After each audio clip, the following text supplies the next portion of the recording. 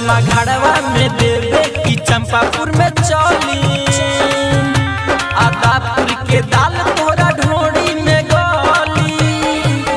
रमा घड़वा में देवे की चंपापुर में चली आदापुर के दाल तोरा ढोड़ी में गली।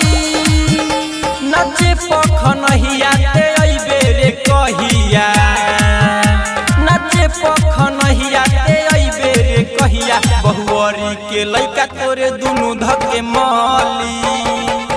रमा घड़वा में देबू की चंपापुर में चली आदापुर के दाल तोरा ढोड़ी में गली।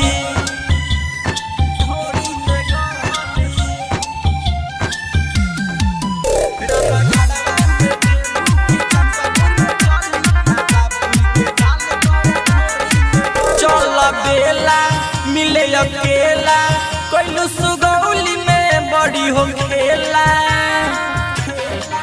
चल बेला मिले अकेला कोइलू सुगौली में बड़ी हो खेला। ओरे राज बेतिया जे अइबू रसीली त छपवा के कल तोरा लहंगा में हली। रमा घड़वा में देबू की चंपापुर में चली आदापुर के दाल तोरा ढोड़ी में गली।